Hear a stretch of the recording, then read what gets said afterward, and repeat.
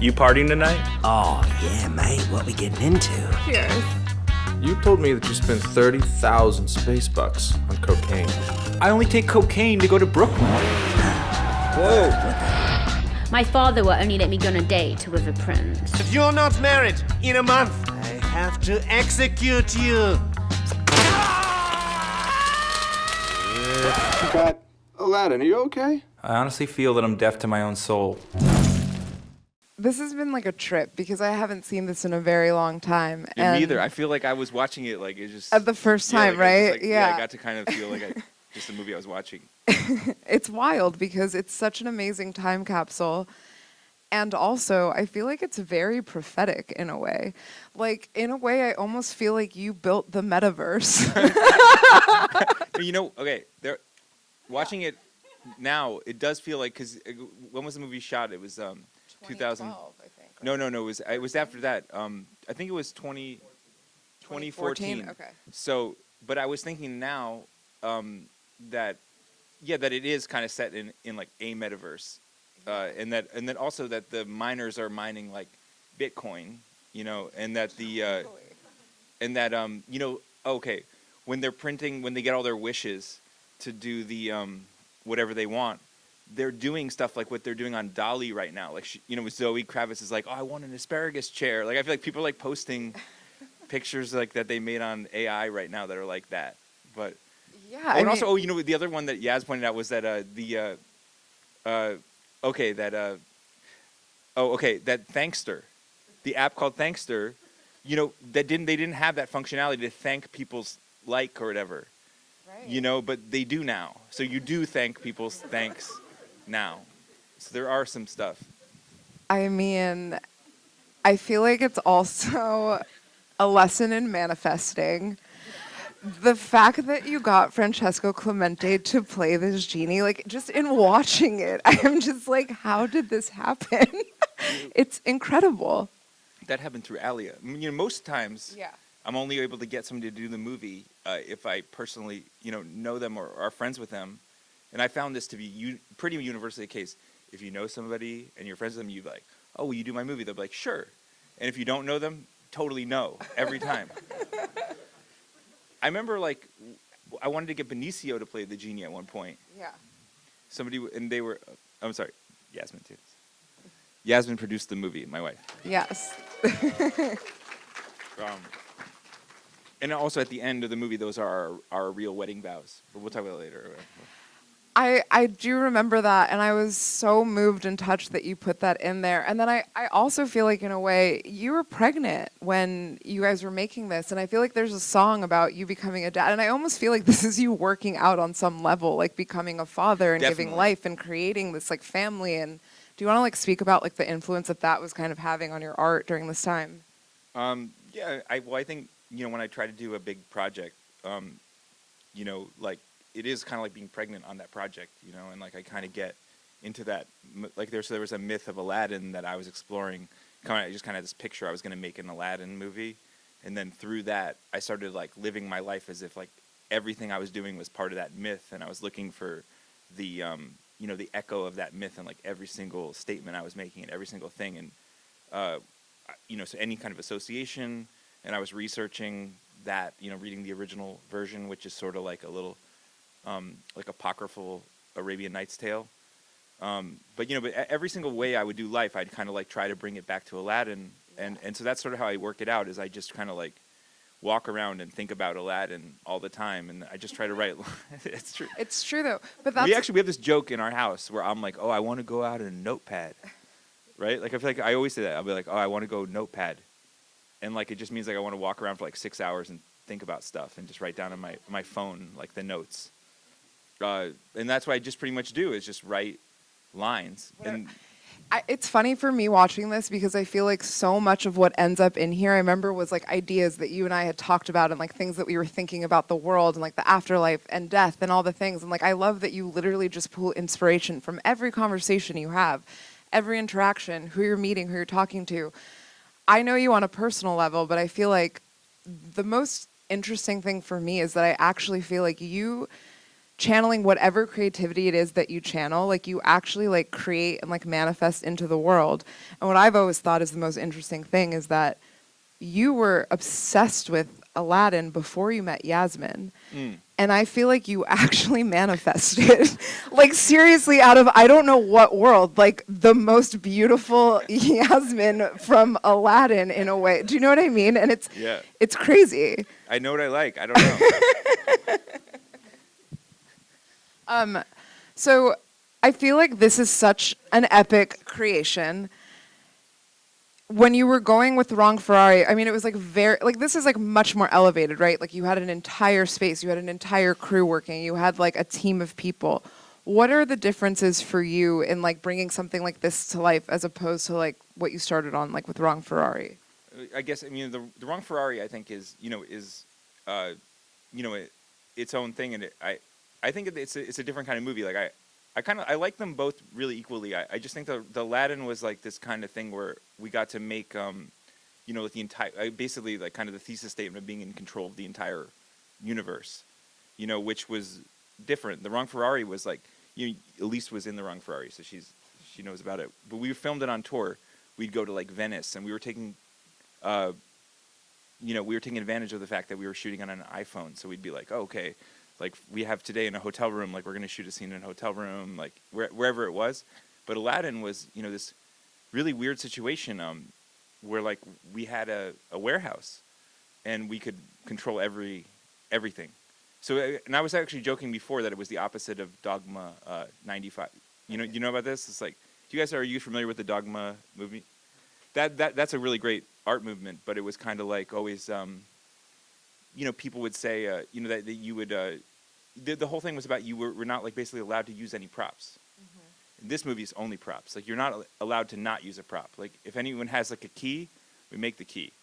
Yeah. I mean, I remember like at one point, specifically that example where Natasha needed those keys because she was going to do that kind of like thing where she was going to say bye to somebody and she was going to have the keys in her hand.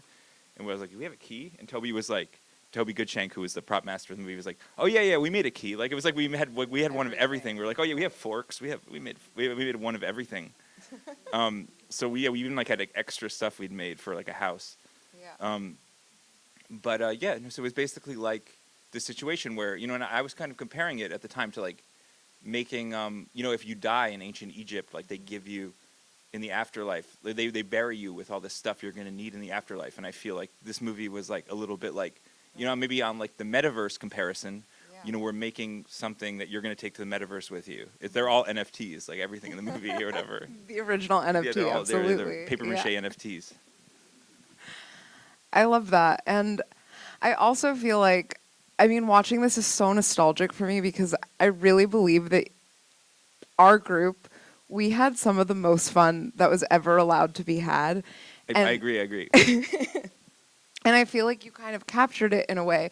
And like even just like the song about Blow, like it's like so funny, like all the things that were coming out of this like music scene, this alternative like movement that was happening within New York at the time. And so I know that you were really inspired by like Fellini and all the voiceovers and things like this. But so what was like, what were you referencing, and were you creating your own new language in a way? Like when you were making Aladdin, was there anything that you were looking at? I was definitely referencing things, like, and creating, I think, my own version of it. I mean, for sure, Fellini. And what movies were we watching at the time? I mean, do you remember? Like Jodorowsky, maybe. We love Jodorowsky movies. Satyricon. Satyricon, absolutely. Whatever, like all these kind of like those kind of more Gonzo East Village movies, like by Robert Downey Sr. Yeah. And any kind of screwball movie, like like basically like Mel Brooks or something. I mean, I kind of love how much humor this has, and it's like I feel like it's such a needed thing right now, and I think everything is so serious and heavy, and kind of almost in watching this, it's like this strange like comedic parody of our time now. So it's weird because it's like prophetic 10 years ago to what is kind of currently happening now. Well, actually, I was thinking about that. The president was a reality show president, or but like that was in this movie was before that, right? So there was definite elements of it. I don't know, but it's also like I think that was just the feeling of the time. Yeah. You know, I can't tell. Yeah. It's interesting. I mean, it's like funny watching it too now because it's almost like Bipling is like her own bachelorette, and it's like just all the mixed things that are now like hounded in our face. And I mean, Yeah. this is like really when you think about it, 2014. We weren't as obsessed with our phones yet. Like we weren't really on Instagram 24/7. We weren't like doing this entire thing. But I feel like this is heightening what was to come in a way, right? Because it's like you kind of almost sensed it. You know what's funny about it though is that what's fun about the movie was that it was a community art project. So it was like actually like a real like a a friend group making stuff. Right. How long? Like, do you want to talk about like how long this took to build all the sets? Like everything there is handmade in this film. Yeah, it's like it's kind of like a piece of folk art or something. You know, it's like a handmade community effort. You know, but I had a huge paintbrush and I kind of like painted all the black lines because I wanted it to all look like my drawings. So actually, like the drawing of it is like I drew the whole movie. Yeah. Like, because I wouldn't let anyone draw a black line because I was like, well, it has to look like I drew it. You know, like. I feel like what's interesting though too is like, would you not say that like your film artistry style kind of inspired your painting career in a way? Because weren't you doing Sure. this before? Like you really started to seriously paint things. Yeah, it was around the same time. Around the but, same you know, time, but yeah. you know, but I had seen a Dubuffet room in Paris where it was like a cave that he had painted, and I realized that sculptures could look like paintings, or like I could make a sculpture that looked like a drawing, and then that was like my inspiration to make the movie like this. But also I had been building up an alphabet for a while, which you can see in the movie, called House Face. I wish we could actually show the little tiles, but the movie's actually made of like very few building blocks, like maybe like 10 building blocks, and one is Big Bird's eye, Garfield's ear, Garfield's eye, Elmo's eye, Big Bird's mouth. Like they're all just cubic reductions of like maybe a few cartoon. Garfield's cheek, the yellow is his cheek. So it's basically like made of these building blocks that are called like House Face Alphabet, which was a show I did at the Whole. So it's basically from the whole show I made this universe, and then that's made of those pieces. Yeah, I love that. And then I mean, I feel like we have to talk about like it's really special. Oh, sorry, I got to tell you the Clemente thing. I'm so tell me. sorry. Oh Clemente, my God, yeah, go back. That yeah. Alia was the one that did it. She introduced you to Francesco. Yeah. Yeah. I didn't know Clemente. I mean, I was a fan. I actually learned how to draw from looking at his paintings. Yeah, they're so beautiful. But you know, so she played a jazz concert. You know, Alia is a great singer, and she played at like a show, and Clemente came to it, and there's like an after party, and I think she had like hyped me up to him. She was like kind of like this guy, you know, and so Clemente was like, you know, he was like being like he was being nice, you know, but then she basically sent me to his apartment, and it's not that far from here. Yeah. So I remember kind of like I wanted the genie to be like a legend. Totally. You know, I wanted, you know, I didn't know what legend it was going to be. Yeah. But when she said that she knew Clemente, I was like, oh, maybe he would do it. And she was like, okay, you go to his apartment. So I went to his house, and like the elevator door opened, and Clemente was just totally quiet, like with his like beautiful eyes, like you know, like in the elevator, he's just like, and he was super intense, and like you know, he had like all these 20-foot paintings up or whatever in his house, or his like it was just a big loft, like you know, whatever you would picture 1980s Soho. You know, huge paintings and, you know, amazing things. And he had this, like, one couch in, like, the corner of this huge room. Like, a tiny little couch. And, like, we went over to, like, the corner of that couch. And, like, we sat down on the like, little couch. And I was like, okay, well, this is what I've got. And I had drawn out all of the things, every scene in crayon. Oh, wow. Amazing. You know, and we were going to read the whole script together. But, you know, I just basically, like, showed him all the scenes. And, you know, and then I was like, and these are some lines that you would say. And at one point he laughed, and I was like, oh, well, I feel like I've maybe got this guy because he's laughing at these lines. And he was really, and I was, so, but I didn't really know that. Like, I remember at some point I was basically saying to him, you know, so if you're interested or whatever in being the genie, you know, let me know. How long did he take to get back to you? When I was going down the elevator, he said, I will be your genie. Yep, that sounds very it was- right. it was really yeah, real. that's amazing. What I was gonna say is that he liked those crayon drawings a lot. In a weird way that like when I started to make the sets, I would send him pictures of the sets, and he'd be like, you know, why aren't you just leaving a bunch of like scribbled space around them? Like I think he just thought they should be like that. Right. I remember feeling kind of insecure for a second. I was like, well, I wasn't gonna make them look like that. But on the opposite side, Alia's agent at one point was gonna help the movie, and she told me, I really wonder what the movie is gonna look like when you make it. And I was, and in my head, I was like, well, it's gonna look exactly like these drawings. You know what I mean? Because I was like, it's just gonna look like just someone who drew it with a giant. It just looks like the same thing. It's just gonna be like a giant crayon. Right. Like in my head, it was just gonna look exactly like. I mean, we pretty much just copied the storyboards. Yeah. You know, that they look like that. Mm-hmm. I love that. That's like what sold him, but I don't know what sold him. I mean, you know, he just like was very. You know, Clemente is very cool, obviously. Yeah. But he was like the nicest person. He just like he would come down to the set, just literally like talk with everybody like who was working on the movie, just chilled with everybody, like, you know, I mean, you know, just set everyone at ease and was I don't know, he just was such a it's like so cool. he's just such a dude. I feel like he has like, you know, he loves film, and like when you watch Great Expectations, those are all of his paintings, like when Ethan Hawke, and it's so like good. Incredible. Yeah. Like, we were just talking about the other day, right? That Great Expectations was one of the best uses ever of having a real artist. I agree with that. It's amazing. Yeah, it's amazing. What I also think is really interesting is this is 2014, right? So, like now look at where Natasha Lyonne is. She has like an Emmy Award-winning show, Russian Doll. Zoe Kravitz was just Catwoman. Alia had Search Party. I mean, the level. But just so you know, Netflix totally declined this movie. Like I offered it to them for free. I literally offered them to them for free. They said no. That's why I put it on YouTube. Well, I think they were wrong. But it has all their people in it. It has all the people in it, and that's what I think is so amazing, that you have like this amazing vision to kind of like see people and their careers and things, because it's like, it's interesting. Like Natasha wasn't really working at this point, you know. Alia hadn't yet like landed on that. Like she had a lot of success coming to her, you know, and it's really interesting to see like your foresight of that. Well, I feel like if you were to try to make the movie now, it would be.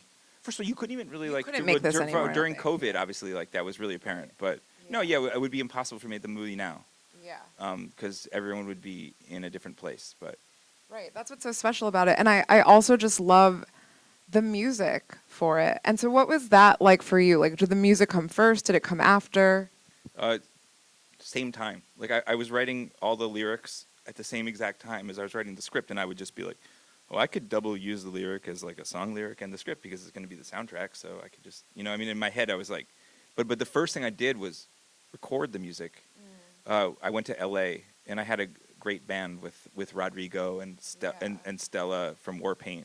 And Noah Georgeson produced it, and Joe Steinbrück. I had like this great band, and we just basically like were in LA. You know, for me, like it was kind of like, well, if I make all this music, like, well, actually, it started with a Kickstarter. I mean, a lot of people contributed to a Kickstarter, which basically like allowed me to go to LA to record the soundtrack, and then to basically to rent a warehouse, and I rented it in Red Hook. I was actually given a tour of the warehouse with somebody else. It was, I was like, because it was Charlotte Kids Warehouse. Right. So I was like, so I think for some reason I remember I was giving I knew of the place, but I was given a tour. Was it Gabe? Or Joey? Or I remember like Dustin was trying to rent it to somebody or somebody like, and I remember like I was kind of like the tag along. And at the end of the tour, I was like, I want it.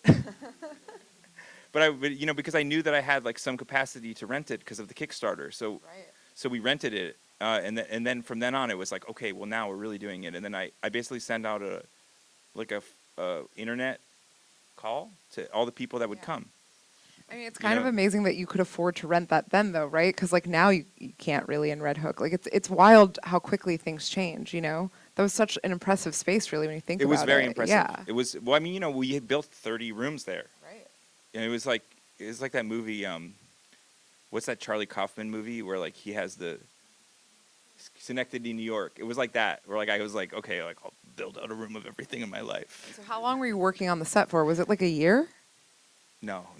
The build for this set was 2 months. That's it? It was so Wow. crazy. Like we had so many people. Like a lot of people came to work on the movie for free. Yeah. You know, I mean, Yeah. I don't know if you can Yeah. do that anymore. Yeah, it's probably People illegal. were Let's like not talk all about levels that. of like no. I mean, people were just like basically the first day people would show up and I was like, okay, cool, like come. Yeah. You know, 'Cause it was fun though. it was Like it was fun. like a clubhouse that you were creating It was a for clubhouse, everyone. but it was Yeah. very hot in there. There was no air conditioning. Yeah. It was we got some air conditioners from the Home Depot, but it was basically like this sweat box. And, Yeah. And you know, whatever. And you know, Dima's here. Dima basically is like, he filmed it, he edited it, he like I don't know. He really directed Yeah. some of it because I didn't really have that much experience directing. So Dima was Yeah. very responsible for a lot of how this movie turned out. I- And, you know, but he was basically like, we just learned we were just improvising, right? I mean, like Dima knew more about it than I did. We had Swiss.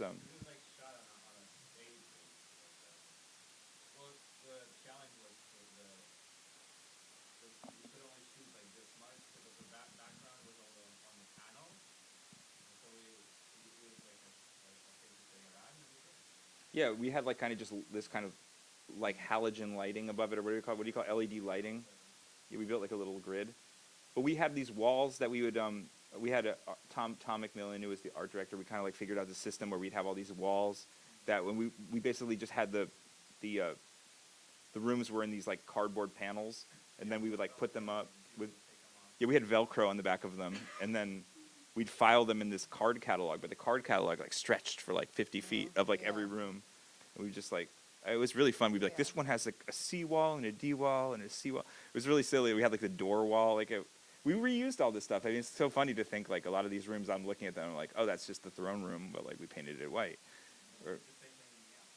Oh yeah, and then we went to Switzerland because we had these amazing Swiss producers, and they really wanted us to feature Switzerland in the movie.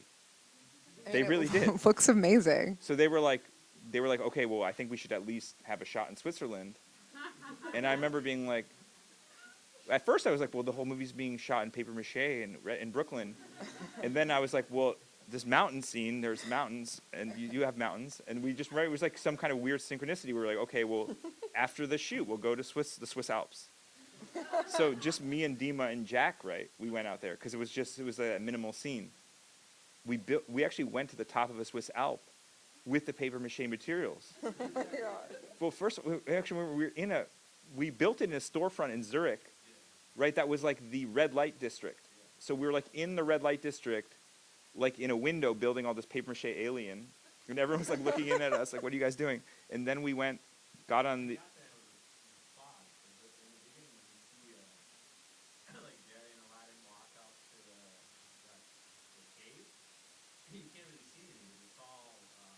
Yeah, but it was kind of nice. Yeah, it was like at first we were like, how are we going to get rid of this fog? And they were like, oh, it looks great. We're on the top of a mountain.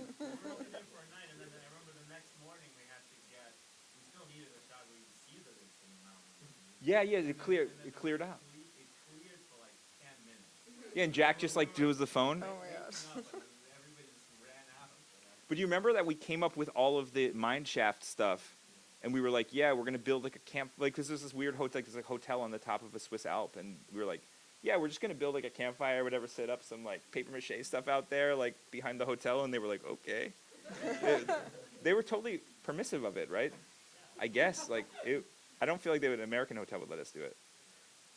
But anyways, it was a great luck that we had this situation because it was so fun. I mean, how fun is that we are in the Swiss Alps for one shot? Like, And it all looks really beautiful and seamless. I mean, seeing the DCP of it looks so good, you know? yeah. Yeah. I mean, you know, the freaking red camera. The red, it works. Well, I love all that stuff though. I love shooting these movies with the technology of like the iPhone, and it like looks exactly like the iPhone, and then this movie like looks exactly like the red camera. Like, I like that they look like of their exact era. You know what I mean? Like it's fun to like shoot like whatever is like the cool technology of that exact moment, and then it looks like that. Yeah, it's great.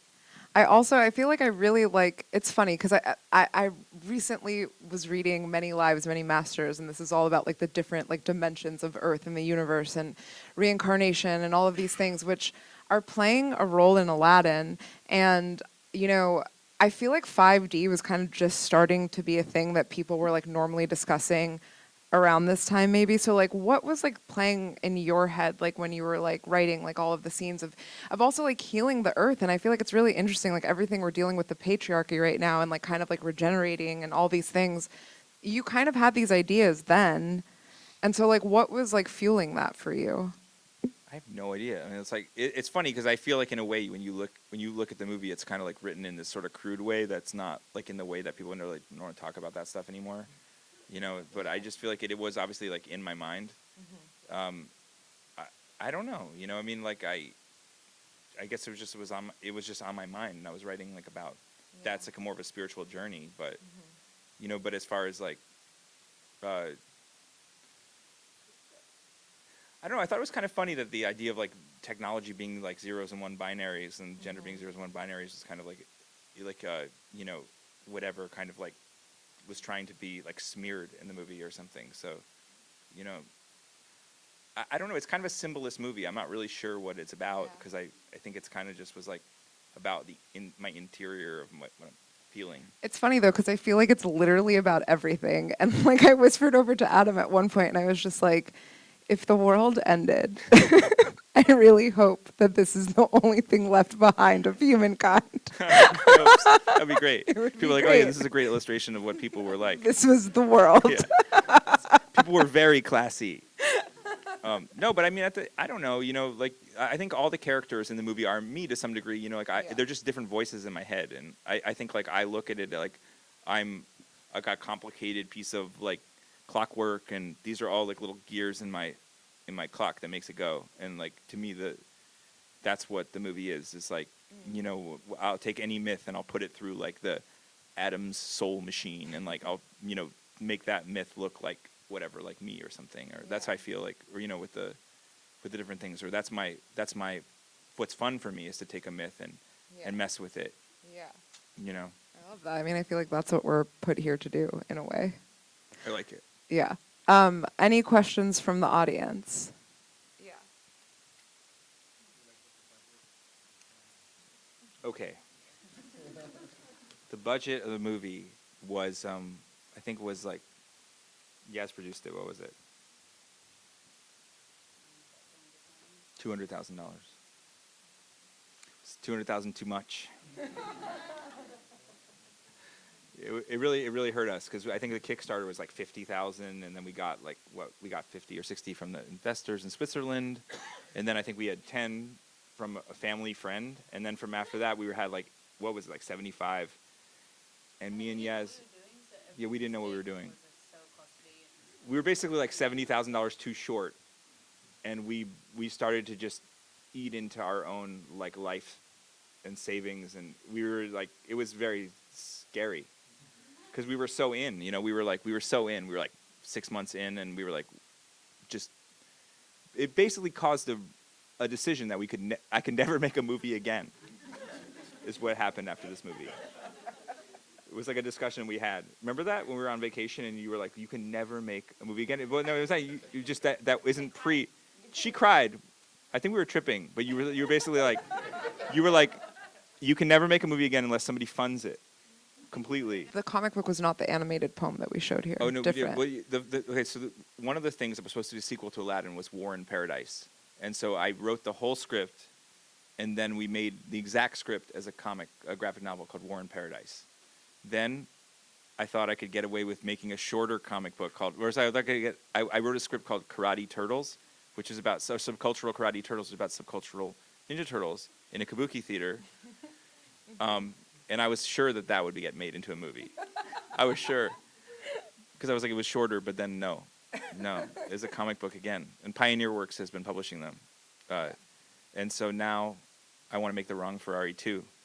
Which I think is a brilliant idea. So I was the working world right needs when I was it. on tour. I was working on the script to The Wrong Ferrari 2, and like I had like 4 sleepless nights in a row, and I was like, this is gonna be great. I was like, maybe The Wrong Ferrari 2 should be about me not being able to sleep. Anything like that. What was the one? Luis told me about the cocktail movie, The Beauty and the Beast. Beauty and the Beast. You told me about that, Yeah. and that's in a weird way, like Elise kind of responsible for this whole movie because she told me about that movie one time right on tour, and I remember like watching that and being like, oh well, I have to make that. You know, I mean, and in a way, Aladdin, make my own Aladdin is pretty much a direct rip of him making Beauty and the Beast. I love that. I wanted all my movies to seem like they're a foreign film. I mean, and for real, like I like that, and I like that about Fellini movies and Jodorowsky movies, and I like that. It's like it makes it feel like an alien thing. Like it's like, oh, okay, like and also plus I get to rewrite people's lines if I don't like them, or that if the performance, or I can just change it. So, and I love that. There was definitely times where people just didn't even have a line, and we just were like, okay, we'll just say something. Also, Marcel's voice was Jack. Jack Yeah. did a lot of it. I mean, Jack was amazing in if you don't realize Jack was Uncle Gary and the Sultan, some people don't even realize that when they watch it, but he's brilliant. And actually, he changed the whole direction of the movie because I thought the Sultan was going to be like Johnny Rotten. That was like my picture of the Sultan because Bip is British and she was going to be the daughter, and I was like, oh, the Sultan is going to be like her dad. He's going to be like Johnny Rotten, and in my head, like there was all this kind of Cockney character he was going to do, and he did it pretty well. Yeah. But then one day he called me and he was like, I've got this idea for the Sultan, and I think he left it on my answering machine. And it was just like him doing this like quasi-European accent where he mispronounced like every word, where like you couldn't tell like what place he was from. He just was like anything. It was like random accents. And I remember being like terrified and being like, okay, like if you have that idea, like let's explore that idea. And he was basically like, he's like, look, I'm going to do it like that. And if you don't like it, I'll overdub it as Johnny Rotten if you want. And I was like, okay. So he did the Sultan as this from no place. But but in a way, kind of like Tommy Wiseau from The Room. Yeah. Oh my God, totally. So he kind of a bit like Tommy Wiseau, where you didn't know where the Sultan is from, and which I like. Which also, wasn't that like one of Mac's favorite movies? And he probably showed that to Jack, right? Somehow, yeah. Yeah. I don't know that he was thinking of it, but I do think that there's a that it, like, commonality, led and through. I think that like there's something great about the Sultan. I mean, whatever. I really think the Sultan, Jack's vision of the Sultan is so much better and more complicated than my vision of the Sultan was. Definitely. No, and the Sultan actually was supposed to be played by Dev Hynes. Right. Dev Hynes had bailed because he was going on tour at the last minute.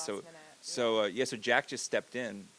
All of a sudden was the Sultan and Uncle Gary because we realized that they never had any scenes together. Right.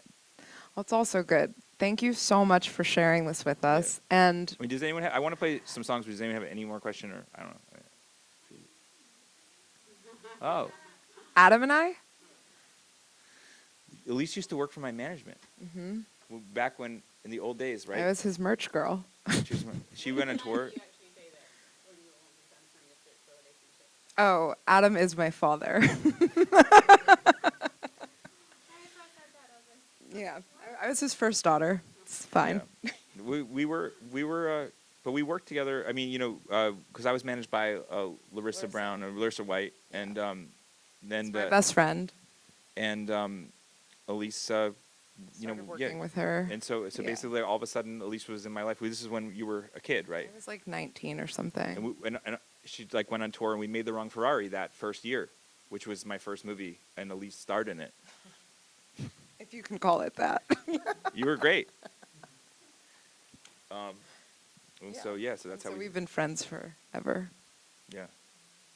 I really did like Mask Anonymous. Maybe it was an influence on Aladdin. I really like that movie a lot. I haven't seen it since I saw it in the movie theater, but I remember thinking, oh, this is in some kind of like alternate universe, and and I don't know. I was just a huge Bob Dylan fan. I want to see it again. It was funny. There's another movie that's sort of like in that zone. Was that movie Forbidden Zone? You watched that? Forbidden Zone is sort of like an Aladdin-ish type. I mean, like Pee-wee's Playhouse is sort of like that. There's all these kind of like, in a way, kind of like no wave or like Gonzo things, like Nick said. Like, I mean, it's funny. Like a lot of the things I think I've ended up doing, maybe it's because I've been like in this sort of East Village world, like are sort of East Villagey. So I don't know. I kind of like feel like I'm an East Villagey guy, which is like not intentional. You know, I want to be European. Well, it's funny because Natasha is a really great actor. Obviously, you know, she's like, you know, so. I mean, it was actually when we were working with Natasha, we were like, oh shit, like, you know, because she would. The first day that I had to film this movie, I'm sorry, this is like the longest ever Q&A. I'm so sorry. The first day we had filmed it, like I was way overconfident about my abilities. I remember like we started it off, and I was like all my thing. Remember, like I was in my Aladdin thing. I was so happy. I was like, we were taking pictures of me, and I was like drinking a Coors Light. I was like ready to just party. Like I thought this was a party, and we sat down on the couch of the house. The first thing we shot was in the house where I come back with the genie, and I print out like a new living room and stuff. I remember getting in the house and being like, you know, all of a sudden Natasha comes in like saying her line perfectly, and then Jack comes in like saying his line perfectly, and I was like, oh, I have a line. And I just like completely had like literally like a fear of, you know, whatever you call it, like a huge fear that like I was like, I'm gonna ruin my movie like if I don't change my entire life right at this moment. You know, and yeah, it just was the scariest thing in the world because they were all really good. And Natasha told me, she was like, you're like if like Leonard Cohen tried to act a movie, which I think was an insult. She's like, you know, some people are really good at like music or whatever. Sounds right. Yeah. So it's kind of like a Leonard Cohen-y type acting performance. Well, whatever it was magic and delightful. Thank you so much for sharing this with us. Thank you.